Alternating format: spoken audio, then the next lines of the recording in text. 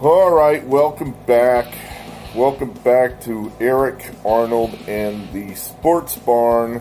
Here we are on Monday, the 29th of March. We're not in the Sports Barn. We're in the secondary studio. I think it's a beautiful day. What is it? It's about 1 p.m. It's a beautiful day outside, but you go 1 for 7. Or 1 win, 7 losses in the Sports Barn. Maybe it's time we shoot a video in the secondary studio. I guess everybody says you need a niche on the internet. At the rate we're going, we're styling ourselves as the worst handicapper on the internet. That's where we're heading. As in the Sweet 16 round, we had 1 winner and seven losses. I mean, Jesus Christ. It's just, I don't know. So, and of course, the one we won was the very first one. So we're riding a 7-game losing streak. I keep saying, though, that if you can lose consistently, that is providing you people good information. So I think you're not wasting your time here.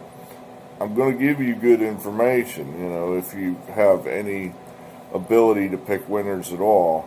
And everybody keeps saying, well, just do the opposite. Yeah, I know. I mean, it's easier said than done because you go and you say, okay, this is the opposite. I normally would pick this. So I'm picking the opposite. And then I look at it and go, but wait a minute now, all right, is that the opposite or should I take the opposite of the opposite? And you end up getting lost down some goddamn rabbit hole and you don't know what you're doing. And that's pretty much what's happening, I guess. At any rate, so we got here for you the four picks, the Elite 8 picks. There's, 4 games and we got them all here for you. 2 tonight on Monday, 2 tomorrow on Tuesday, and then that'll roll us into the Final 4. Before we get into that, I guess I'm not that upset about what, we've been losing, so it's not like a shock to me that, hey, you continue to lose. It's like, no, Shazam, no shit, we lost again? No. But we had one real cool thing happen this weekend. I mentioned to you that the Reading Red Knights were going to play for the state championship, the Pennsylvania State Championship on Saturday, and would you not know it, they pulled it off. They won the whole thing. Won it all. And I would argue this is one of the greatest upsets in PIAA history. They played Archbishop Wood. It's some basketball factory private school from down in Bucks County. They've got, I think they had at least 4 other players or Division I recruits. Their best player, I think, is going to be Danny Hurley's starting point guard next year at UConn. I think his name was Diggins. Rasul Diggins? Something like that. He had a good game for Wood in defeat. But Reading doesn't have one Division I player, not one recruit. Maybe after watching that game, there might be some colleges going, hey, can we get that kid? They had, their best player had a fantastic game. It was a 58-57 win. Reading had, somehow magically got down 10 points early and then just clawed back. They just wanted it more. And they were able to, make some shots I don't think they normally would make. I mean, like I said, Reading's best kid's a 6'6" center, if you will, and he shot 9 for 10. Who does that in high school? 9 for 10. Just played good defense, got rebounds. Wood missed some easy layups, missed some free throws. At the end there, Reading had the lead and started to choke. They started to blow it. The one kid, he had to inbound the ball with 5 seconds left. They got a 1-point lead. Reading just needs to inbound the ball, and he threw it away. He threw it to the other team. They called timeout. So now Reading's going to lose probably, it looks like, because the other team's setting up a play. They're going to inbound the ball with a chance to win after Reading had held the lead for like the last half of the game. And the kid that threw the ball away, he steals the ball back, which was like, in the bar we were at went crazy. Well, I went crazy. I don't know if anyone else did, but it was like, what a play, because, he screws up there. He's half a second late or something. He fouls the Wood kid. Now the Wood kid's on the line shooting 2 for the title, but he got the ball clean. That was it. Game over. 58-57. Reading's the winner. Like I said, Archbishop Wood was ranked, according to Max Preps, some website that tracks high school sports. They were ranked 9th in the country. 9th in the country. They're up there with like DeMatha and these basketball factories that produce, John Calipari and Mike Krzyzewski's McDonald All-Americans. So Wood was really, that was a good team they beat. And it was a huge upset. What was sad about it was just like, it did not get the airplay it should have. I was at the same bar in 2017 when Reading won their first title. Place was packed, just packed. And that was the team that had Lonnie Walker, who's now in the NBA. So there, I think everybody could kind of seen Lonnie Walker, and they were all big Lonnie Walker fans, so they thought they had a good chance to win the game, win the title. Plus, a lot of these people had been to these playoff games. We had been to some of these playoff games in the lead up to the finals. We tried to get tickets to the finals at Hershey, and we couldn't get them. We could not get them at any price. I tried to, I know a little bit about scalping tickets, and could not get tickets at any price to the finals in 2017. And then this, with the fake pandemic, well, we just, Reading had to beg their own school board back in January or late December even to play the season. Their school board said, I don't know, we can't play. I don't think we should play. And their own team had to go to the school board and beg them to let them have a season. So, it was sort of sadly, it just didn't get as much airtime as it should have. The bar, it was half full. Most people weren't really paying attention. I think they started paying attention because, my wife and I are whooping it up, and they're like, what the hell are they watching? What's that? Oh, it looks like the local team's in a big game, It's, so, it should, it should have been one of those, Hickory defeats whatever team Gene Hackman and Jimmy Chitwood beat in the Hoosiers movie type moments. And, it just really kind of wasn't, but it should have been.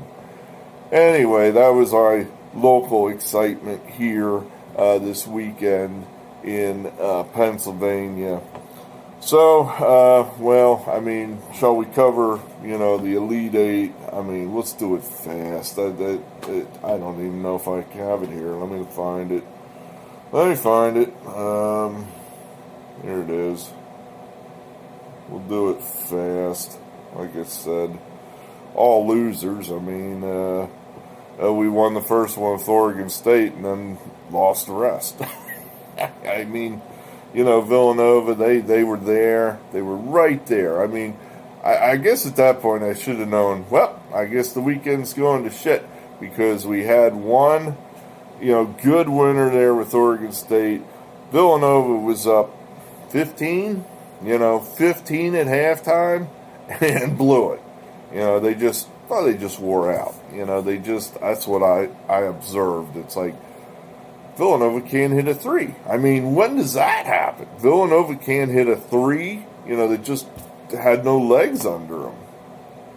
Arkansas, they I don't know, they squeaked by Oral Roberts not covering. Syracuse never showed up.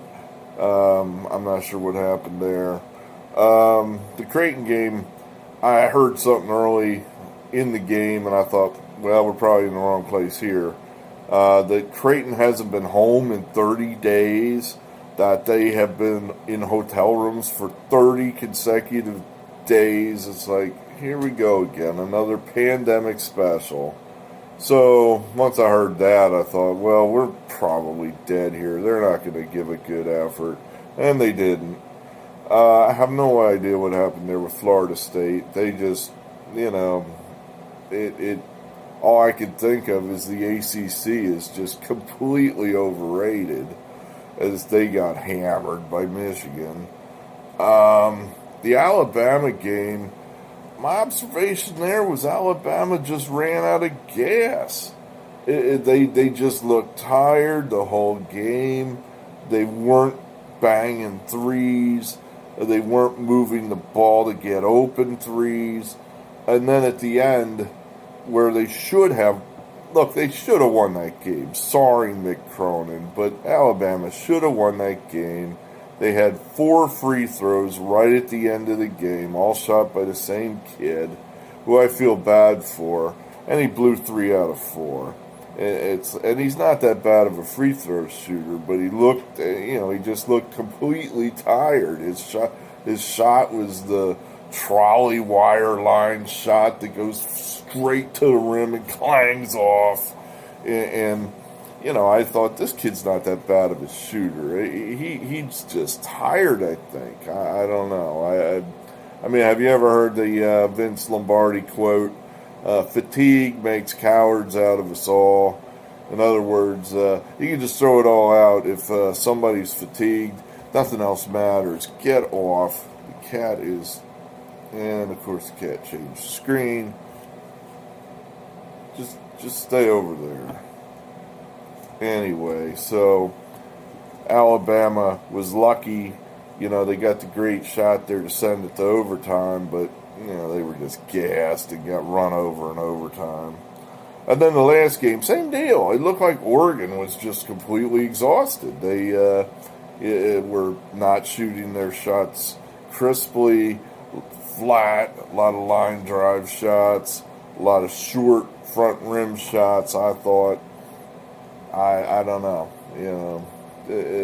So I tried to take all this and put it into these 4 games here. That's a hell of it. I had those 8 picks, and I felt pretty good about them. Can you believe that? It's like, I really have no idea what's going on here. It's really frustrating.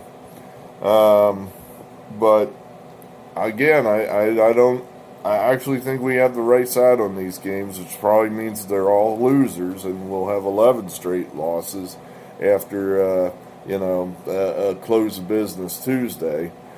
But we got Oregon State over Houston. Let me pull up my notes here. The cat is sitting right there. He's very distracting. Well, I mean, right now it just looks like the Pac-12 is the magic conference. All the Pac-12 teams are doing well. And here's another one, Oregon State going up against Houston. Is Houston maybe looking ahead to Baylor, another Texas team, a team that's, that game probably would be about a 2-point spread either way. Maybe they're looking ahead to Baylor here. And 8 points, this is probably going to be a low-scoring game. And that just seems like a lot of points. That maybe Oregon State is, who wants to bet on them? So I guess that's where I'm thinking there might be some value here with Oregon State. So we'll take them. I'm going to say Arkansas here. I mean, my first instinct was that Arkansas is looking for a place to fall down. They didn't play particularly well against Colgate.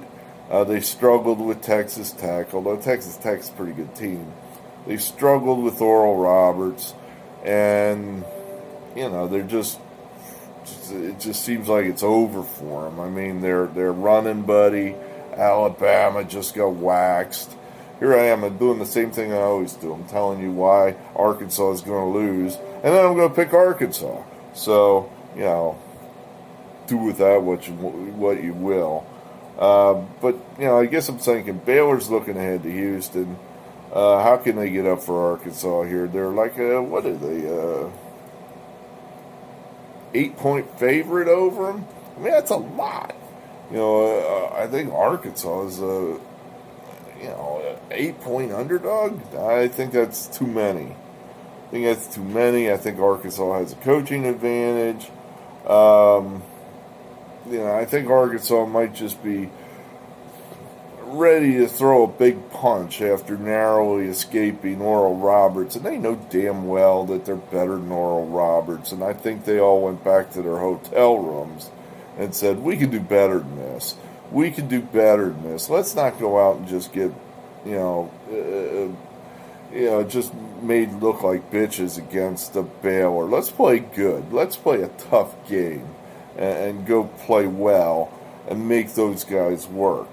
I think Baylor, they didn't look that good for at least 25 minutes against Villanova, and then I think Villanova just faded. They just ran out of gas. They're playing without their best player or their most important player, let's say it that way.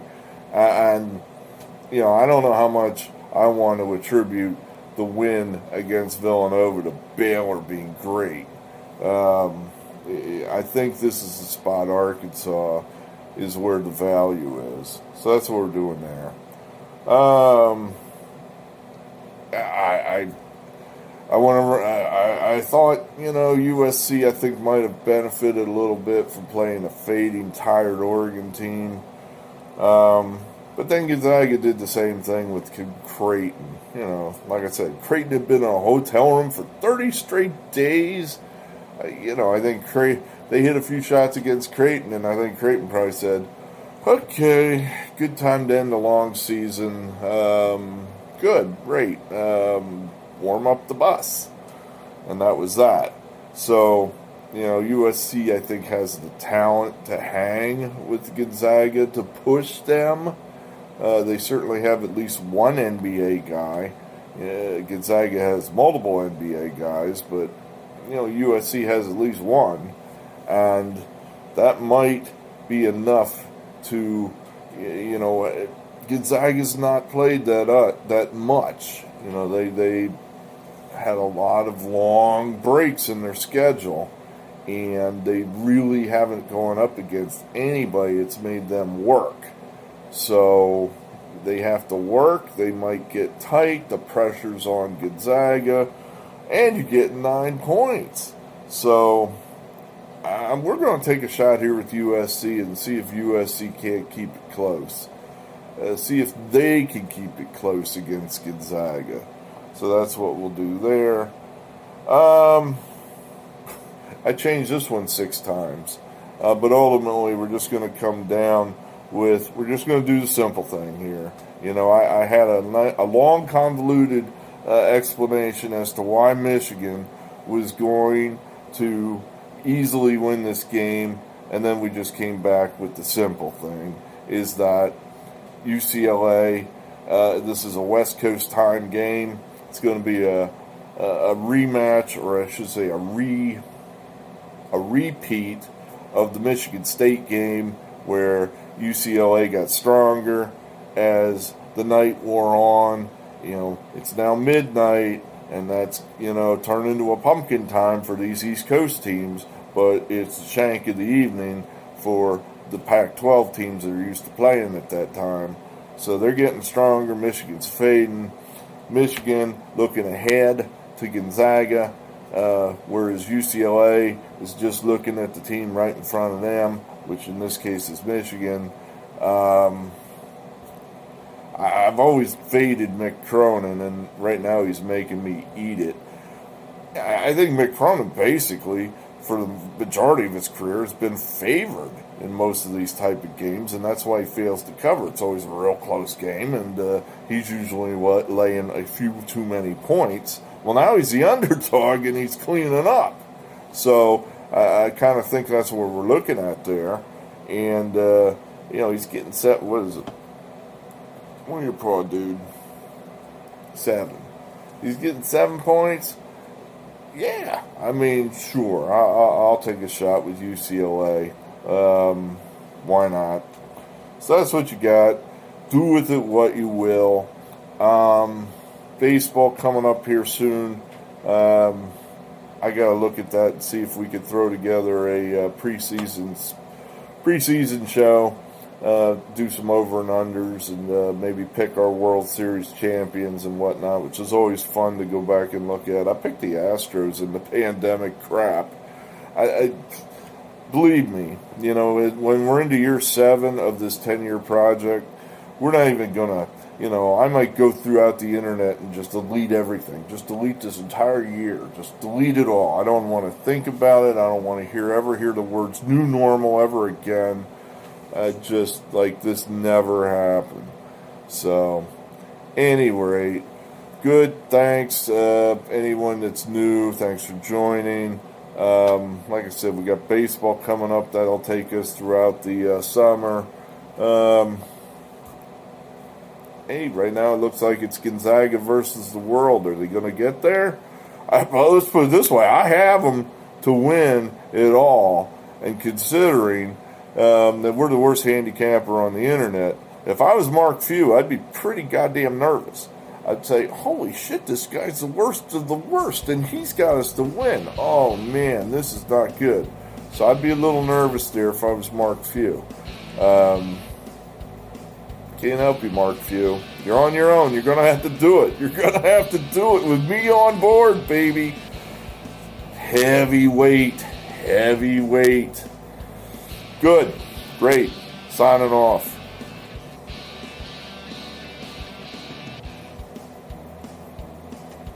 Or not signing off. What the hell? I've got a new setting here. It's like some Mystery Science Theater 3000 deal.